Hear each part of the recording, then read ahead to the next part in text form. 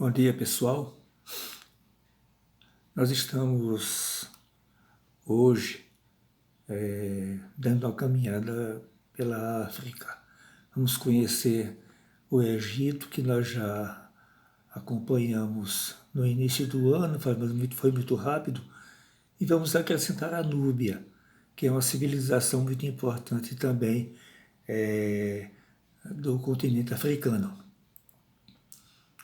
Nós temos aqui dois símbolos, duas imagens que representam o Egito com suas pirâmides e a Núbia também com seus materiais. Vejam que há semelhanças entre as construções.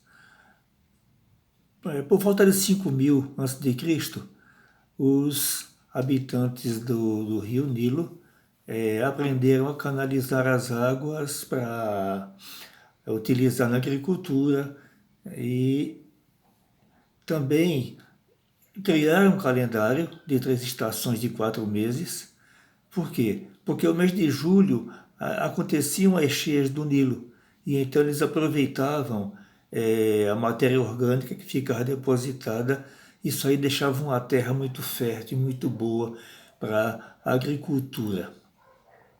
Eles desenvolveram um sistema de irrigação, eles bombeavam as águas do Nilo e utilizavam para revolver aquele lodo que ficava, e os animais também utilizavam cabras e carneiros para pisotear a terra para deixar macia.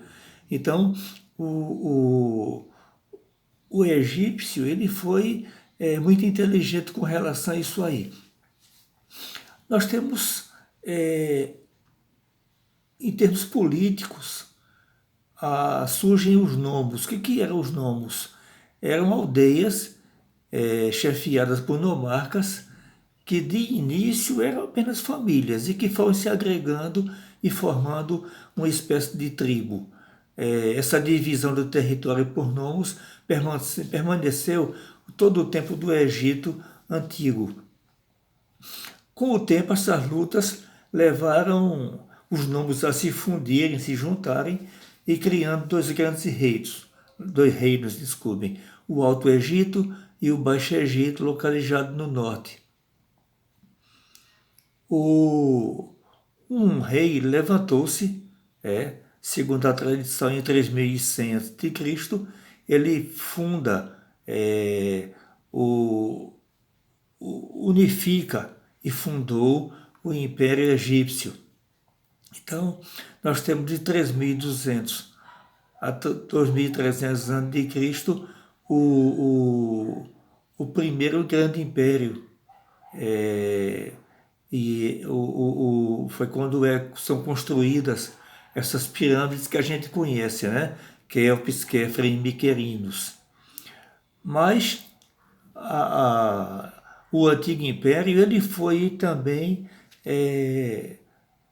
agitado por rebeliões. Os impostos eram muito altos. O faraó também gastava com guerras, e aí, devido a essas lutas sociais, o faraó perdeu o poder para os nobres. Ou seja, a nobreza derruba o faraó e toma conta do poder. No Médio Império, o poder do faraó foi restaurado e o centro administrativo ele foi transferido para Tebas. Então, houve um período de prosperidade, mais ou menos de 400 anos, e então o povo que vem da Ásia, os Ixos, eles invadem, eles conheciam armas que os egípcios não conheciam, usavam o cavalo. Então, essa dominação dos Ixos durou mais de 100 anos. Então nós temos agora uma revolução externa, onde há uma ocupação militar por parte de pessoas estrangeiras. Esse novo império ele foi caracterizado pelo expansionismo militar. Nós temos faraós famosos como Tutmés III e Ramsés II, que expandem seus domínios. Observem que eles passam a ocupar aquela região hoje que é a Israel, que é a Síria. Eles invadem essas regiões, né? E atingem um grande nível de riqueza, mas essa fase de esplendor ela entra em decadência.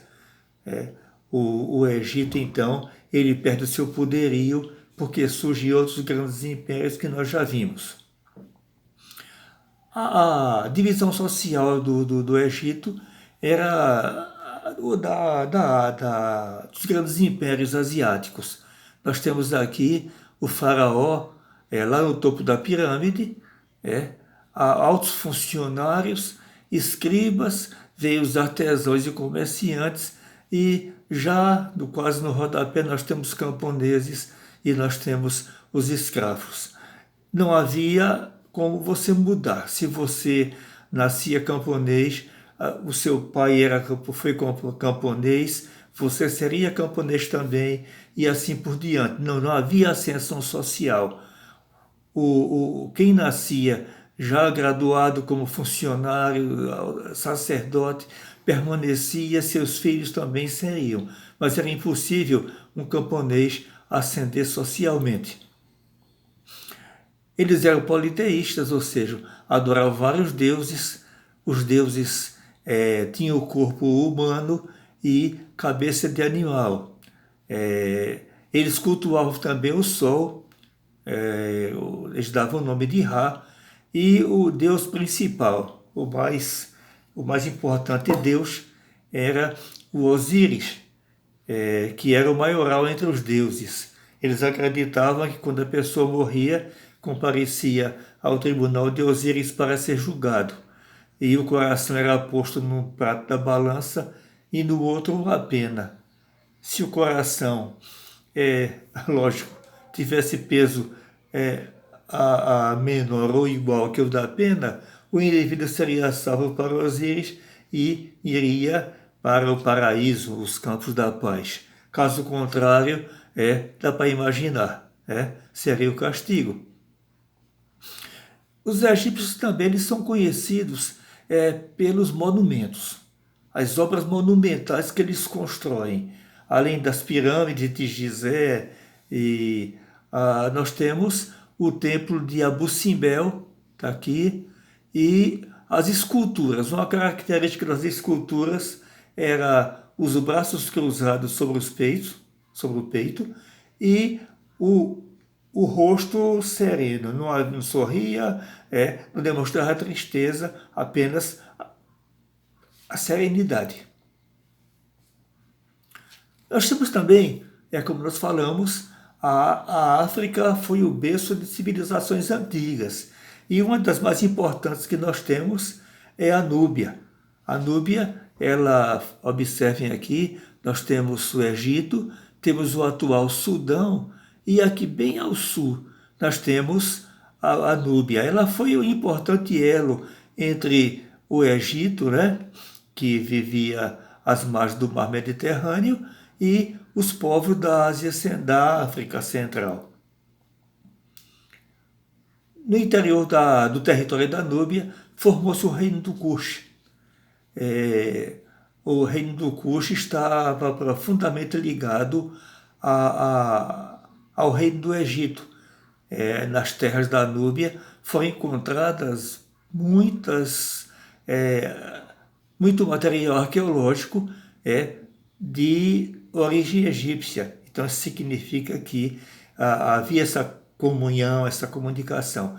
Por volta de 1530 a.C., o reino do Kush então foi conquistado pelos egípcios, e essa dominação foi até 657 a.C.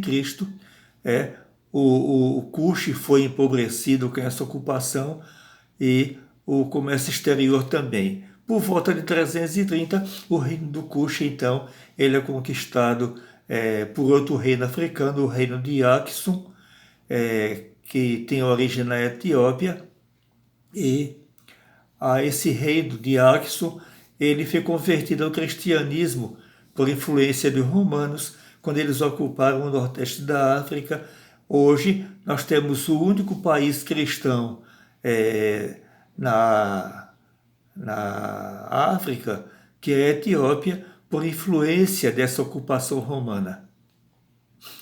Então, gente, observe que nós já vimos outros impérios africanos em outras aulas, e observem que a história da África ela é tão importante quanto a história europeia.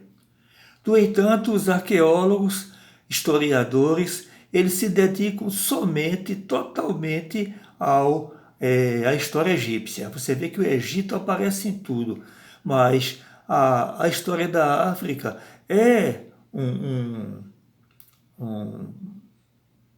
um material que deve ser pesquisado, precisa de mais estudo.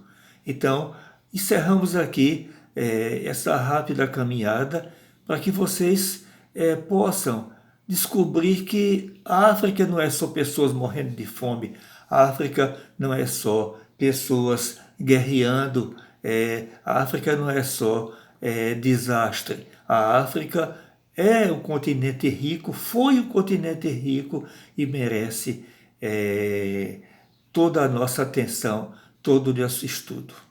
Bom proveito, pessoal. Aproveitem, façam as atividades, leiam o texto. Boa sorte.